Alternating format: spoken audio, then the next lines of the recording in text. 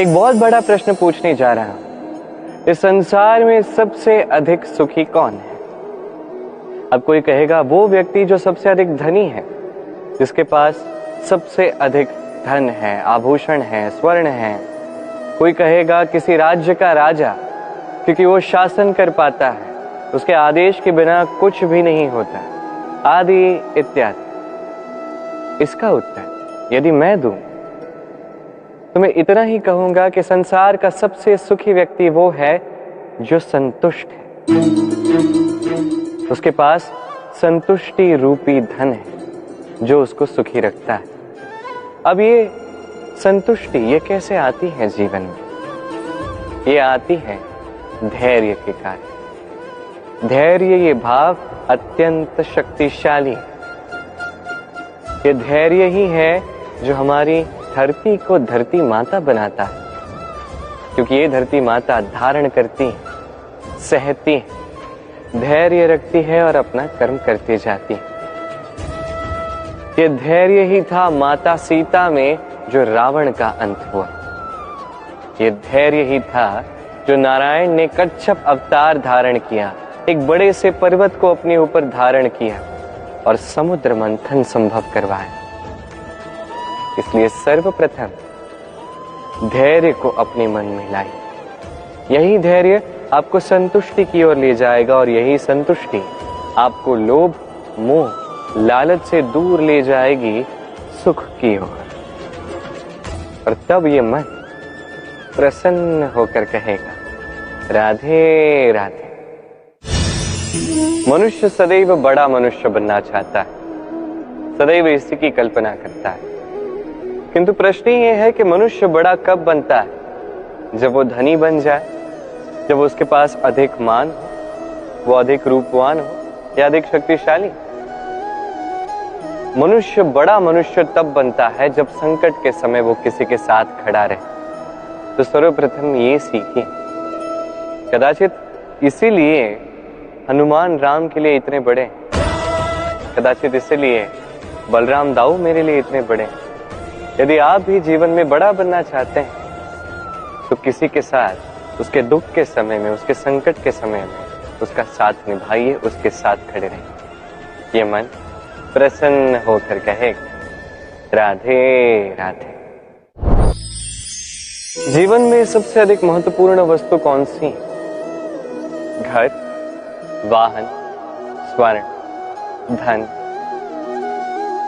यदि मैं आपको सत्य बताऊं तो जीवन में सबसे अधिक महत्वपूर्ण कोई वस्तु है ही नहीं। यदि कुछ महत्वपूर्ण है तो वो है भाव, करुणा, मित्रता, मातृत्व, वात्सल्य और सबसे अधिक महत्वपूर्ण प्रेम। अपने इस जीवन में यदि आप इस समस्त जीवन को वस्तुओं का खेल बना के रख देंगे तो जीवन में आनंद नहीं रहेगा। अपने इस जीवन को भावनाओं का घर बनाएं। ये मन प्रसन्न होकर कहेगा राधे राधे। मनुष्य की एक अत्यंत विचित्र प्रवृत्ति होती है दूसरों के विषय में, उनके जीवन के विषय में, व्यक्तित्व के विषय में, भविष्य के विषय में अनुमान लगाना। ये अनुचित है।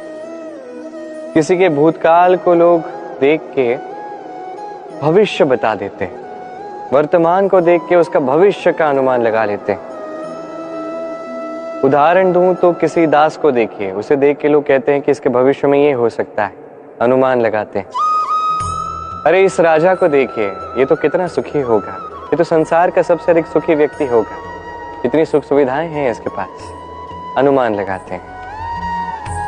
सत्य तो ये है कि आप किसी के व्यक्तित्व के विषय में या भविष्य के विषय में पूर्ण सत्य कभी ज्ञात कर ही नहीं सकते, बस अनुमान लगा सकते हैं। और अनुमान लगा के कोई लाभ नहीं होने वाला, क्योंकि ये काल जो है ये अत्यंत शक्तिशाली है। काले से काले कोयले को ये हीरा बना सकता है, बड़े से बड़े राजा को रंक बना सकता है एक क्षण में। फिर आपके अनुमान का क्या लाभ, क्या मिला अनुमान लगा के? इसलिए कभी किसी के विषय में कोई अनुमान नहीं लगाएं, उसके भविष्य के विषय में कोई अनुमान नहीं लगाएं। कोई धारणा किसी के विषय में ना बने, कुछ करें तो प्रेम, सब में प्रेम बांटिए, सब में सकारात्मकता बांटिए। ये मन प्रसन्न होकर कहेगा राधे राधे। कहते हैं संसार में हर रोग का उपाय है। यदि आप अपने शरीर से प्रेम करते हैं तो व्यायाम कीजिए, यदि आप श्वास से प्रेम करते हैं तो प्राणायाम कीजिए, यदि आप अपनी आत्मा से प्रेम करते हैं तो ध्यान कीजिए, किंतु यदि आप अपने जीवन से, परमात्मा से प्रेम करते हैं तो सबसे प्रेम करते रहिए। ये प्रेम अत्यंत महत्वपूर्ण और आवश्यक है। इस प्रेम से अच्छी ना कोई औषधि है, ना कोई आसन, इससे अच्छा ना कोई व्यायाम है, ना कोई प्राणायाम। ये प्रेम बड़े से बड़े समस्या का हल निकाल सकता है। प्रेम बड़े से बड़े संकट को आपसे दूर कर सकता है।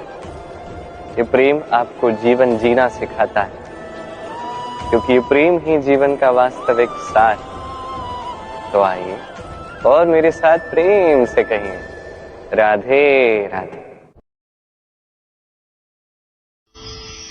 मनुष्य छोटा हो या बड़ा, राजा हो या रंक, हर एक मनुष्य में एक समानता देखने मिलती है। हर एक मनुष्य को अपनी प्रशंसा अत्यंत भाती।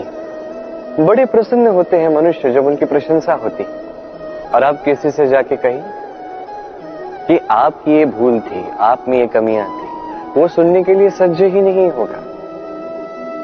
हर एक मनुष्य सुनना चाहता है कि आपने जो भी किया सर्वोत्तम था। अब आपको एक बात बताता हूं, ये है निंदा, ये है प्रशंसा और ये है सत्य। इन सब से ऊपर तभी मनुष्य दर्पण देखता है। दर्पण मनुष्य को सुंदर नहीं दिखाता, उसे सत्य दिखाता है, जिससे मनुष्य और सुंदर बनने के लिए प्रेरित होता है। इसलिए दर्पण की आवश्यकता होती है सत्य जानने के लिए। जीवन में निंदक प्रशंसक से कहीं अधिक महत्वपूर्ण होता है। क्यों? क्योंकि वो आपको आपकी कमियां दिखाता है, आपकी भूल दिखाता है, एक अवसर देता है आपको स्वयं को सुधारने के लिए और श्रेष्ठ बनाने के लिए, कि प्रशंसक नहीं कर पाता। तो जीवन में जब भी निंदा होती तो उसका आकलन कीजिए, सकारात्मक रूप से उसे देखिए। यदि स्वयं को कुछ शिक्षा दे सकते हैं तो निश्चित रूप से दीजिए। मन प्रसन्न होकर कहेगा राधे राधे।